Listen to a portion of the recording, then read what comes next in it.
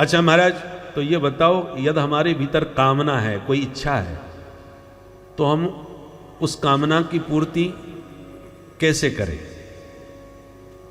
सुखदेव जी कहते हैं हर कामनाओं की पूर्ति के अलग अलग देवता हैं। मनुष्य को जीने के लिए जितना जरूरी है, आवश्यक है, वो सब प्रकृति के द्वारा प्रभु ने प्रबंधन कर रखा है। रोटी कपड़ा मकान यही तो चाहिए। भगवान ने कहा जो मेरे भजन में मस्त महात्मा रहते हैं उनके लिए भगवान ने पहाड़ों में गुफाएं बना दी, आराम से रहो, एयर कंडीशन गुफाएं। पहाड़ों के ऊपर ही भगवान ने पानी के झरने बना दिए गुफाओं में। पर्वतों में कहां, तो धरती में खोद खोद के पानी नहीं निकल रहा, वहां पहाड़ों में से पानी के झरने बह रहे हैं। एक बगीचा लगाने में माली कितना दिमाग लगाता है, परंतु वहां देखो पर्वतों पे भी हरियाली आ रही है, वृक्षावली लहरा रही है। इस प्रकृति के द्वारा परमात्मा ने जो प्रबंधन किया है उस पर आप जितना चिंतन करेंगे, चमत्कार पूर्ण व्यवस्था भगवान की समझ में आएगी। तो फिर जब परमात्मा ने मां के पेट से ही आपकी व्यवस्था बनानी चालू कर दी, तो क्यों श्रीमदांधों के पीछे हम आसान्वित होकर के भागते दौड़े कि बाबूजी हमारी कुछ सहायता करेंगे और सेठ जी हमारी कुछ सहयोग करेंगे। सुखदेव जी कहते हैं कस्मात भजन्ति कवयो धन दुर्मदान धान। धन के मद में जो अंधे हो रहे हैं, ऐसे धन के दुर्मदांध अहंकारियों के पीछे आसान्वित होकर भागने की क्या जरूरत। ध्यान दो प्रकार का होता है, स्थूल और सूक्ष्म। स्थूल ध्यान क्या है? सिया राम मैं सब जग जानी, जगत में ही जगन्नाथ का दर्शन करो सर्वत्र, ये स्थूल ध्यान है। पाताल में तस्य ही पाद मूलम। पाताल जो है भगवान का तलवा है, चरणों का तलवा, और जो कमर है ये मृत्युलोक है, और जो शीर्ष स्थान है ये ब्रह्मलोक है। अर्थात हम लोग बीच के लोक के हैं, 7 ऊपर 7 नीचे। ऊपर के हैं भू भुव स्व मह जन तप और सत्य, नीचे हैं अतल वितल सुतल तलातल महातल रसातल और पाताल। तो पाताल से सत्यलोक पर्यंत 14 भुवन है। ये 14 भुवनात्मक संपूर्ण ब्रह्मांड परमात्मा का विराट बपू है, यही विराट शरीर है, इसका पुरुष सूक्त में वर्णन आता है विस्तार से। जो हरियाली आप इस धरती पर देख रहे हैं ये सब भगवान के शरीर की रोमावली है। जो पर्वत देख रहे हैं ये भगवान की हड्डियां हैं। ये जो नदियां देख रहे हैं ये भगवान के शरीर की नाड़ियां हैं। जो भी सुंदरता तुम्हारे चित्त को मोहती है ये माधव की मधुर मुस्कान है, इसी का नाम माया है। हासो जनोन्माद करीच माया। अब माधव मुस्कुरा करके सबको दीवाना बना देते हैं, तो मुस्कान ही माया है जो सबको पागल बना रही है। सुखदेव जी कहते हैं परीक्षित, मनुष्य को जीने के लिए जितना जरूरी है, आवश्यक है, वो सब प्रकृति के द्वारा प्रभु ने प्रबंधन कर रखा है। रोटी कपड़ा मकान यही तो चाहिए। भगवान ने कहा जो मेरे भजन में मस्त महात्मा रहते हैं उनके लिए भगवान ने पहाड़ों में गुफाएं बना दी, आराम से रहो, एयर कंडीशन गुफाएं। पहाड़ों के ऊपर ही भगवान ने पानी के झरने बना दिए गुफाओं में। पर्वतों में कहां, तो धरती में खोद खोद के पानी नहीं निकल रहा, वहां पहाड़ों में से पानी के झरने बह रहे हैं। एक बगीचा लगाने में माली कितना दिमाग लगाता है, परंतु वहां देखो पर्वतों पे भी हरियाली आ रही है, वृक्षावली लहरा रही है। ये सब जीवन को जीने के लिए भगवान ने महात्माओं के लिए प्रबंधन कर रखा है। तो जब सारी प्रकृति में प्रभु ने प्रबंधन करके हमें दे दिया, तो कस्मात भजन्ति कवयो धन दुर्मदान धान। जब परमात्मा ने मां के पेट में आने से लेकर के आपका सारी व्यवस्था बनाई। मां के पेट में भोजन कौन कराता था? भगवान ने ही तो वहां व्यवस्था बनाई सब। एक आप्यायनी नाम की नाड़ी ऐसी फिट कर दी कि मां के आहार को बालक ग्रहण कर रहा है, उसके रहने की पूरी व्यवस्था, खाने की व्यवस्था सब बना दी। और फिर प्रसूति वायु का ऐसा प्रबंधन कर दिया जो मां के गर्भ से बाहर आ सके। बाहर आने के बाद में क्या खाएगा पिएगा, खाने पीने का उसका अभ्यास नहीं है, तो भगवान ने उसको दांत भी दिए नहीं कि तुम्हें खाने की जरूरत नहीं। तुरंत माँ के स्तनों में तत्काल भगवान दुग्ध का संचार कर देते हैं। उसी वक्त भगवान तो क्षीर सागर में रहते हैं। क्षीर सागर माने दूध का समुद्र। भगवान के पास दूध का समुद्र न होता तो लाखों बालक जन्म ले रहे हैं, उनके लिए दूध की सप्लाई कहां से होती? ठाकुर जी सब व्यवस्था कर देते हैं। किसी जीव जंतु का, किसी का भी बालक हो, तुरंत भगवान वहां से कनेक्शन फिट कर देते हैं। और जब तक बच्चे की जरूरत है तब तक सप्लाई रहती है, और जहां उसने कुछ खाना पीना आगे चालू किया तो कनेक्शन कट, तुरंत सप्लाई रोक दी जाती है। और माँ के दुग्ध का पान करने के लिए दांतों की जरूरत नहीं, इसलिए वेदांती बना के पैदा किया। परंतु अब जब खाने पीने की इच्छा जगी, जठराग्नि थोड़ी पचाने की सामर्थ्य उसमें आई, तो भगवान ने धीरे धीरे दांत भी देने चालू कर दिए। परंतु पहले हल्के दांत दिए ताकि हल्का ही खाओ, उसको कहते हैं दूध के दांत। तो हल्का फुल्का खाने के लिए हल्के फुल्के दांत दिए, और हल्का फुल्का खाते खाते जब जठराग्नि खूब मजबूत हो गई, पाचन तंत्र स्वस्थ हो गया, तो भगवान कहते हैं अब ये दांत वापस कर दो और बढ़िया वाले मजबूत लो, ताकि चना अच्छी तरह चबा सको। क्या अलौकिक व्यवस्था है परमात्मा की। इस प्रकृति के द्वारा परमात्मा ने जो प्रबंधन किया है, उस पर आप जितना चिंतन करेंगे, चमत्कार पूर्ण व्यवस्था भगवान की समझ में आएगी। तो फिर जब परमात्मा ने माँ के पेट से ही आपकी व्यवस्था बनानी चालू कर दी, तो क्यों श्रीमदांधों के पीछे हम आसान्वित होकर के भागते दौड़े कि बाबूजी हमारी कुछ सहायता करेंगे और सेठ जी हमारी कुछ सहयोग करेंगे। सुखदेव जी कहते हैं कस्मात भजंति कवयो धन दुर्मदान धान। धन के मद में जो अंधे हो रहे हैं, ऐसे धन के दुर्मदांध अहंकारियों के पीछे आसान्वित होकर भागने की क्या जरूरत है। इसलिए आशा एक राम जी से, दूजी आशा छोड़ दे। किसी से आशा मत करो। जिससे आशा करोगे, थोड़ी भी आशा में कमी पड़ गई तो हम निराश होकर के उदास हो जाओगे।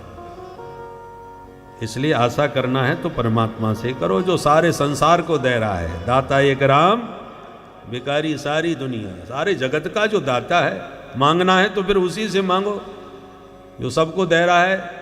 जो सब उसके सामने जो मांग रहे हैं, उन मांगने वालों के सामने क्या मांगना। सारी दुनिया उसी से मांग रही है, तो तुम भी वही मांगो। ऐसा अद्भुत वर्णन किया है सुखदेव जी ने वैराग्य का, क्योंकि स्वयं विरक्त हैं, महान अवधूत हैं, इसलिए अद्भुत वर्णन किया। अच्छा महाराज, तो ये बताओ, यदि हमारे भीतर कामना है, कोई इच्छा है, तो हम उस कामना की पूर्ति कैसे करें। सुखदेव जी कहते हैं हर कामनाओं की पूर्ति के अलग अलग देवता हैं। जैसे सरकार तो एक ही है, पर विभाग अलग अलग है। जिस विभाग की समस्या, उस विभाग के मंत्री के पास जाओ। परंतु जो राष्ट्रपति, प्रधानमंत्री, जो पूर्ण नेतृत्व जिनके हाथ में, उनके पास चले गए तो सारे विभाग के काम आपके संभव हो जाएंगे। उसी प्रकार अन्न की कामना है तो देव माता अदिति की उपासना करो, तो अन्न का भंडार भरा होगा। विद्वान बनने की इच्छा है तो देवादिदेव महादेव की आराधना करो, परम विद्वान हो जाओगे। विद्या कामस्तु गिरीशम। विवाह की इच्छा हो रही है कि सुंदर पत्नी मिले, तो उर्वशी की उपासना करो, बहुत सुंदर बहू मिलेगी। बोले महाराज विवाह तो हो गया, पर 1 मिनट घर में पटती नहीं है, झगड़ा बहुत होता है। दाम्पत्य जीवन सुखी बनाना चाहो तो माता पार्वती जी की उपासना करो। दाम्पत्यार्थे उमा सतीम। उमा की माता पार्वती की उपासना से दाम्पत्य सुखी होता है। इस प्रकार बहुत सी अलग अलग कामनाओं के अलग अलग देवता बताए, और अंत में कहा अकामः सर्व कामो वा मोक्ष काम उदारधि तीव्रेण भक्ति योगेन यजेत पुरुषम परम। कोई कामना हो या कोई कामना बिल्कुल न हो, तो भी भगवान परम पुरुष की आराधना तो मनुष्य मात्र को करनी ही चाहिए। भगवान नारायण की उपासना सभी को करनी चाहिए। आप कहो जब हमारे मन में कोई कामना ही नहीं है तो फिर उपासना करने से क्या फायदा, अथवा भगवान की उपासना से क्या कुछ मिलता नहीं है। बोले नहीं नहीं, बात ऐसी है, एक एक कामना के लिए एक एक देवता को अलग अलग कहां पूजते फिरोगे भाई। भगवान श्री हरि सबके मूल हैं। जैसे वृक्ष की डाली, पत्ते, पुष्प, फल, शाखा तमाम है। अब सबको अलग अलग पानी से सींचने की जगह पर तुम अकेले उसकी जड़ में पानी डाल दो, मूल में पानी दे दिया तो वृक्ष, सारे संपूर्ण वृक्ष को आपने सिंचित कर दिया। यथा तरोर मूल निसेचनेन तृप्यंति तत् स्कंद भुजोपशाखा, आपने पूरे वृक्ष को सिंचित कर दिया, पूरा वृक्ष प्रसन्न। ऐसे ही सबके मूल भगवान हरि हैं। उनकी उपासना से समस्त देवी देवताओं की उपासना हो जाती है और सकल मनोरथों की सिद्धि भी हो जाती है। अच्छा महाराज, तो ये बताओ भगवान ने ये संसार कैसे बनाया?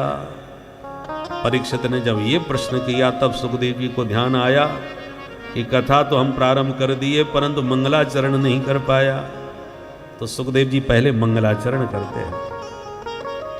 तपस्विनो दान पराय सस्विनो मनस्विनो मंत्र विद सुमंगला क्षेमं न विन्दन्ति विना यदर्पणम् तस्मै सुभद्र स्रवसे नमो नमः। कोई कितना भी बड़ा तपस्वी, तेजस्वी, यशस्वी क्यों न हो, पर जब तक भगवान की चरण शरण ग्रहण नहीं करेगा तब तक उसका परम कल्याण कदापि नहीं हो सकता। ऐसे प्रभु के चरणों में बारंबार प्रणाम है। बार बार भगवान को सुभद्र स्रव से कहा गया, मतलब सुभद्रम मंगलम स्रवो यशो यस्य, जिसका यश श्रवण करने मात्र से श्रोता का मंगल हो जाए, ऐसे भगवान हैं सुभद्र स्रव से। इसलिए हर किसी का यशोगान करने से न तो गाने वाले का मंगल होता है न सुनने वाले का। कोई राजा की कीर्ति का बखान करो, जैसे सूत मागध बंदी जन बिरदावली गाते रहते हैं तो राजा उन्हें पुरस्कार दे देता है, धन संपदा दे देता है, यही लाभ मिलेगा। पर उसका कल्याण नहीं कर सकता, उसका आवागमन नहीं छुड़वा सकता। केवल भगवान का ही यश ऐसा है जिसका गान करने से गायक का और सुनने वाले श्रोता का सबका मंगल हो जाता है। इसलिए तस्मै सुभद्र स्रवसे नमो नमः। दिव्य मंगलाचरण करके अब सुखदेव जी कहते हैं, परीक्षित जो प्रश्न तुम हमसे पूछ रहे हो कि भगवान ने यह संसार कैसे बनाया, यही प्रश्न एक बार नारद जी ने अपने पूज्य पिता ब्रह्मा जी से भी पूछा था। ब्रह्मा जी ध्यान मग्न बैठे थे ब्रह्मलोक में, तो नारद जी गए पिताजी से मिलने, तो प्रणाम करके खड़े रहे। जब ध्यान भंग हुआ तो ब्रह्मा जी ने पूछा, बेटा कैसे आना हुआ? तब नारद जी बोले, पिताजी पहले मुझे ये बताओ आप ध्यान किसका कर रहे थे, क्योंकि सारा संसार तो आप ही बनाते हो, मैं जहां तक जानता हूं। जब सारी दुनिया आपने बनाई है तो आंख बंद करके ध्यान किसका किया? आपके ऊपर कौन है? तब ब्रह्मा जी मुस्कुरा करके बोले, बेटा नारद, तस्मै नमो भगवते वासुदेवाय धीमहि यन्मायया दुर्जयया मां ब्रुवन्ति जगद्गुरु। मैं भगवान की उस बलवती माया को प्रणाम करता हूं जिस माया से मोहित हुए मनुष्य मुझको ही जगद्गुरु समझने लगते हैं। मां ब्रुवन्ति जगद्गुरु, मुझे जगतगुरु बोलते हैं। मैं नहीं हूं भैया, मेरे प्रभु हैं जिनका मैं ध्यान लगाता हूं, वे ही सच्चे जगतगुरु हैं। कृष्णम वंदे जगतगुरुम। माने जगतगुरु शब्द कितना भारी गंभीर है कि ब्रह्मा जी को भी अपने आप को जगतगुरु कहलाने में संकोच लग रहा है कि माया मोहित मनुष्य ही मेरे को जगतगुरु कहते हैं, जगतगुरु तो मेरे प्रभु हैं। तब ब्रह्मा जी ने सृष्टि का रहस्य बतलाया कि श्री हरि नारायण के नाभि से एक कमल पैदा हुआ, कमल से मुझे ब्रह्मा का जन्म हुआ। मैंने चारों तरफ देखने की इच्छा प्रकट करी तो मैं चतुरानन हो गया, चार मुख चारों दिशाओं में, पर चारों ओर मुझे सिर्फ जल और वायु, हवा पानी और कुछ नहीं, चारों ओर अनंत जल राशि दूर दूर तक। तब मेरे भीतर एक प्रश्न उठा, को हम, मैं कौन हूं? मैं हूं तो मुझे जन्म देने वाला भी कोई ना कोई तो होगा, और कोई नजर ही ना आवे जिससे मैं पूछूं। केवल कमल दिखाई पड़ा जिस पर मैं बैठा हूं। तो मैंने सोचा ऊपर नहीं दिख रहा तो शायद नीचे कोई बैठा हो। तो कमल की जो नाल होती है वो पोली होती है, मैं उसी में घुस गया और उसके नीचे तक गंभीर, नीचे तक बहुत दूर तक मैंने यात्रा करी, परंतु मुझे कोई भी दूर दूर तक नजर नहीं आया। मुझे वापस फिर लौट के वहीं आना पड़ा। कमल के ऊपर आके फिर मैंने प्रश्न किया, को हम। अचानक मुझे दिखाई तो कोई नहीं पड़ा, पर 2 अक्षर सुनाई पड़े। स्पर्शे सुयत षोडश में कविंशम। स्पर्श वर्णों में 16वां और 21वां अक्षर मुझे सुनाई पड़ा। स्पर्शेषु यद षोडशम एकविंशति। स्पर्श वर्ण कौन से हैं व्याकरण में? कादयो मावसाना स्पर्शा। का से लेके मां पर्यंत 25 वर्ण स्पर्श संज्ञक कहलाते हैं वर्णमाला में। उसमें 16वां अक्षर है त, 21वां है प। अर्थात ब्रह्मा जी के कान में तप तप ये 2 ही अक्षर सुनाई पड़े। तब ब्रह्मा जी वहीं कमल पर बैठ करके तपस्या में लीन हो गए। कठोर तप किया ब्रह्मा जी ने बहुत काल तक। तब भगवान उनकी तपस्या से प्रसन्न होकर के प्रकट हो गए। प्रकट होकर के ब्रह्मा जी को दर्शन दिए और 4 श्लोकों के द्वारा भगवान ने ब्रह्मा जी को दिव्य उपदेश दिया। इसी का नाम है चतुश्लोकी भागवत। भागवत के बीज हैं ये 4 श्लोक जो भगवान ने ब्रह्मा जी को सृष्टि के आदि में दिए। वो 4 श्लोक कौन से हैं? ध्यान से सुनो। अहमेवा समेवाग्रे नान्यद् यत्सदसत्परं पश्चादहं यदेतच्च यो वशिष्येत सोऽस्म्यहं तीर्थं यत् प्रतीयेत न प्रतीयेत चात्मनि तद्वेद्यादात्मनो मायां यथा भासो यथा यथा महात्रिभूतानि भूतेषु चावचेष्वनु प्रविष्टान्यप्रविष्टानि तथा तेषु न तेष्वहम् एतावदैव जिज्ञास्यं तत्त्वजिज्ञासुनात्मना अन्वयव्यतिरेकाभ्यां यस्यात् सर्वत्र सर्वदा अहमेवासमेवाग्रे नान्यद् यत्सदसत्परं पश्चादहं यदेतच्च यो वशिष्येत सोऽस्म्यहं यो वशिष्येत सोऽस्म्यहं यो वशिष्येत सोऽस्म्यहं। बोल भागवत भगवान की जय। इन 4 श्लोकों में प्रथम श्लोक में तत्व की समीक्षा की है, दूसरे श्लोक में माया का स्वरूप समझाया है, तीसरे श्लोक में जगत का स्वरूप समझाया और चौथे श्लोक में बताया कि जिज्ञासु को इन्हीं तत्वों के बारे में जानने का प्रयास करना चाहिए। तत्व क्या है, माया क्या है, जगत क्या है। इन 4 श्लोकों में इस प्रकार से ब्रह्मा जी ने दिव्य उपदेश दिया। इस भागवत के 10 लक्षण बतलाए। सर्ग, विसर्ग, स्थान, पोषण, ऊति, मनमंत्र कथा, ईशानु कथा, निरोध, मुक्ति और आश्रय। ये भागवत के 10 लक्षण हैं जो तृतीय स्कंद से 12 स्कंध पर्यंत क्रमशः वर्णन किए गए। ये प्रथम द्वितीय जो स्कंद हैं इसमें तो अधिकारी का निरूपण किया है, श्रोता वक्ता कैसा होना चाहिए।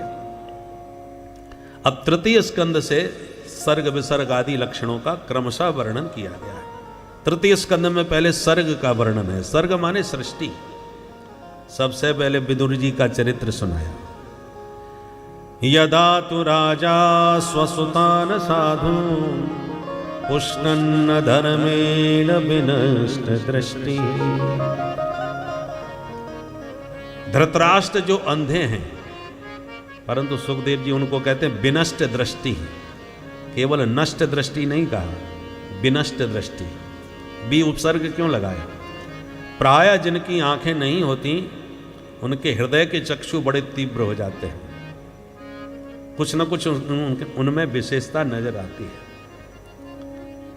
भीतर की ज्योति उनकी तेज हो जाती है।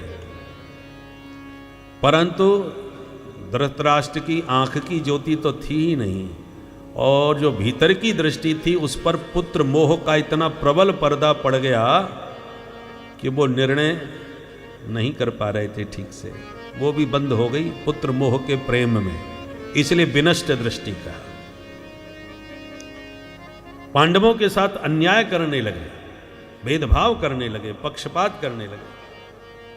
भगवान स्वयं शांति दूत बनकर के समझाने के लिए आए, पांडवों के प्रतिनिधि बनकर दुर्योधन को समझाया।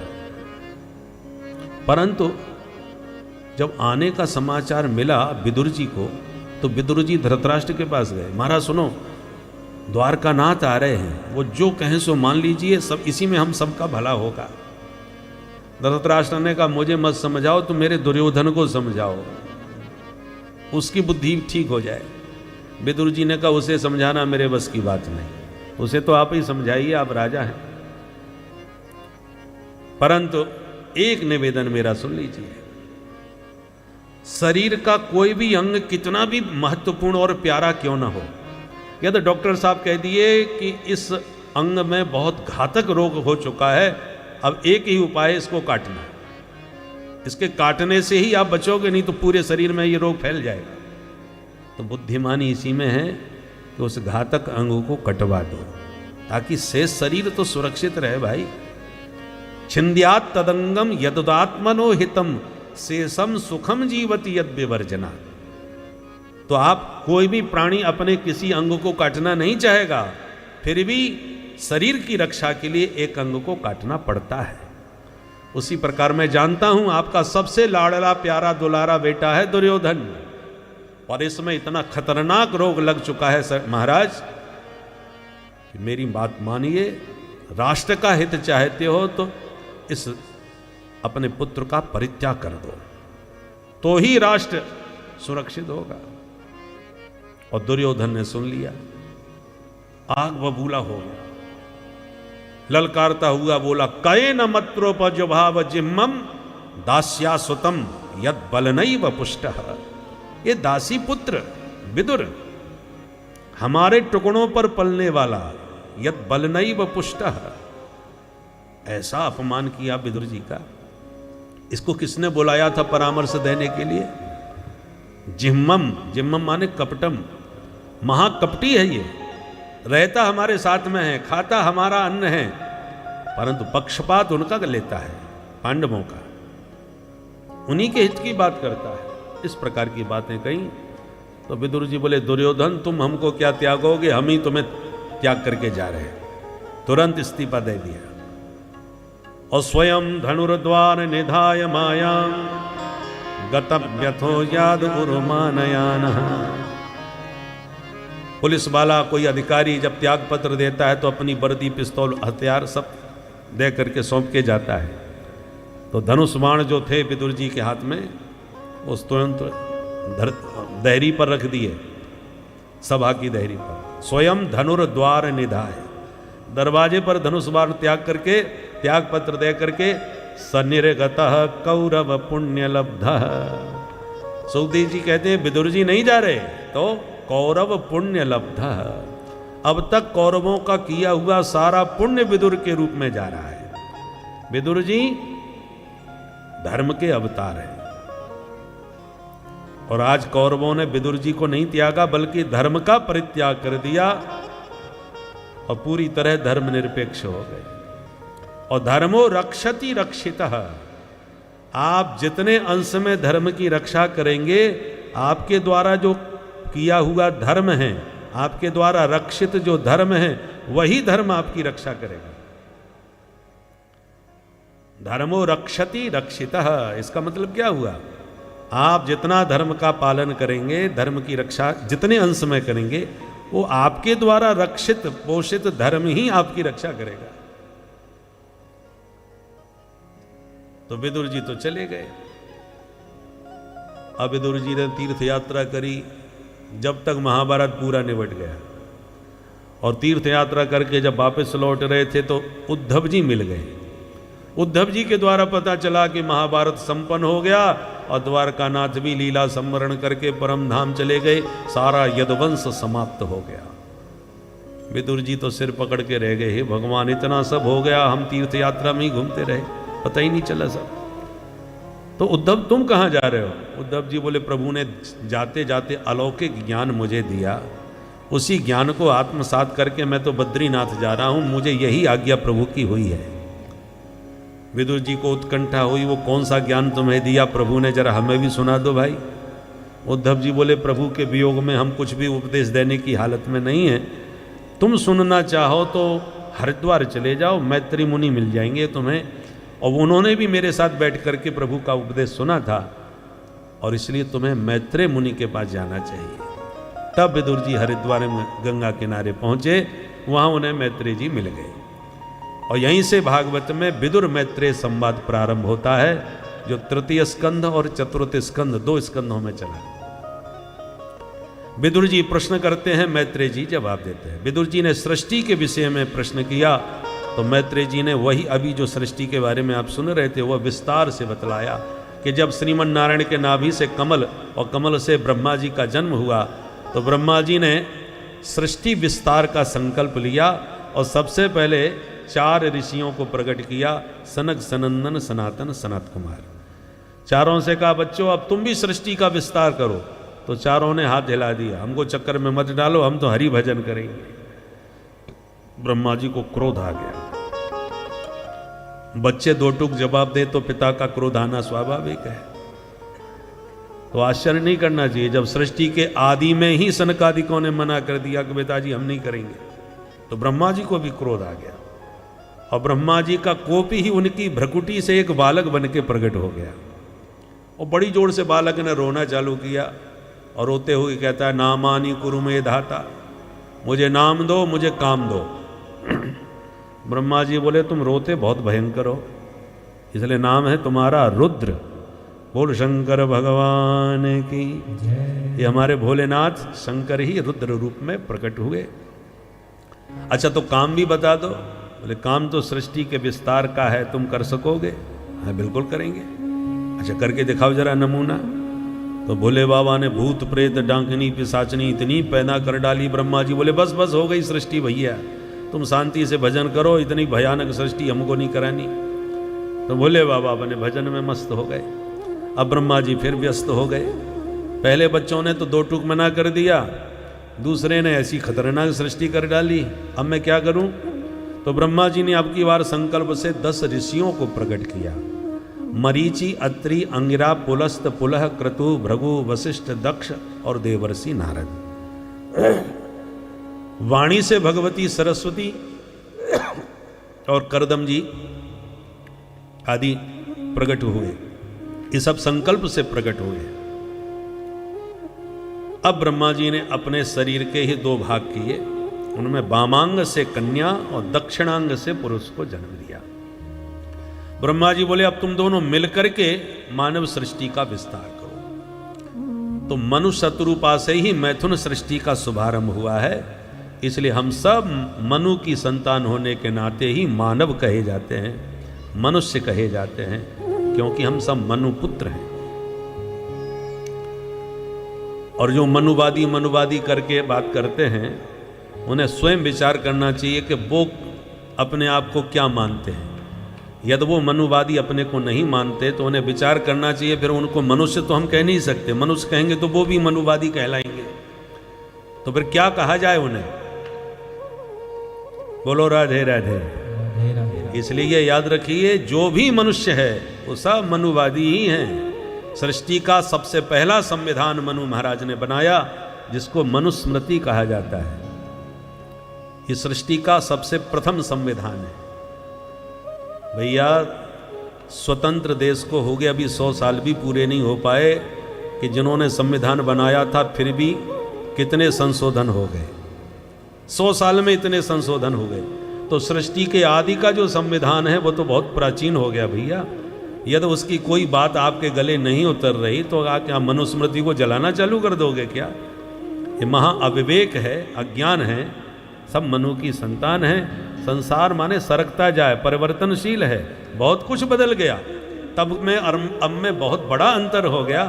तो जो बात गले ना उतरे उस पर थोड़ा विचार कर लो, परंतु इसका मतलब ये नहीं है कि जो संविधान के निर्माता को आप गाली देने लग जाओ, कि मनु महाराज को कोसने लग जाओ।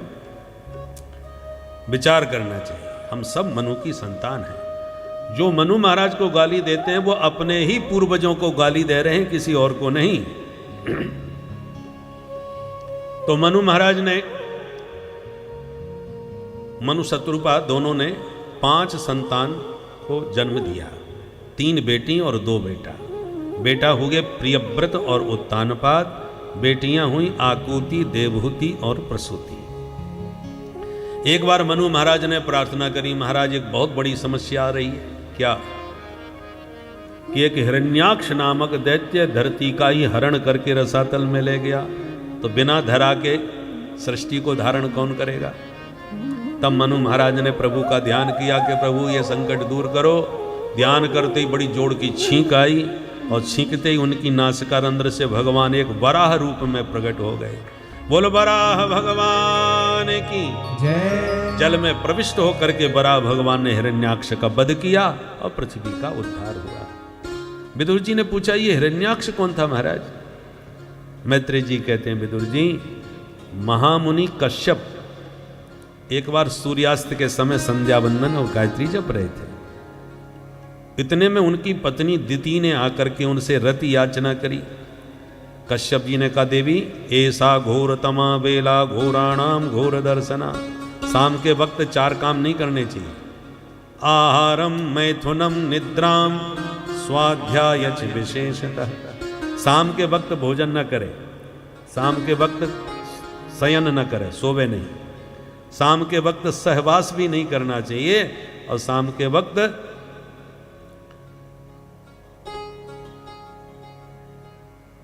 आहारम मैथुनम निद्राम स्वाध्याय, चौथा है स्वाध्याय, अध्ययन भी नहीं करना चाहिए। शाम के वक्त जो भी याद करोगे सब भूल जाओगे। शाम के वक्त जो घर में सोता है उस घर में दरिद्रता का वास होता है। इसलिए कोई बीमार भी, पहले पुराने ज़माने में कोई रोगी भी होता था, बुखार में पड़ा है, बोले दिन डूब रहा है भैया थोड़ा देर के लिए बैठा दो इसको। तो शाम के वक्त सोया नहीं जाता, नहीं तो दरिद्रता घर में प्रवेश करती है। और शाम के वक्त जो स्त्री गर्भवती होती है उसके दुष्ट संतान पैदा होती है। मैथुने दुष्ट संतति। इसलिए कश्यप जी ने अपनी पत्नी को समझाया कि देवी सूर्यास्त के समय धैर्य धारण करो, पर दिति से धैर्य नहीं रहा। तो कश्यप जी ने पत्नी का मनोरथ पूर्ण कर दिया। कामज्वर जब दिति का शांत हुआ तब दिति को ग्लानि हुई, पश्चाताप हुआ कि स्वामी आज मेरे से बहुत बड़ी भूल हो गई। कश्यप जी ने कहा, भूल हुई है तो परिणाम तो भोगना पड़ेगा। क्या परिणाम होगा?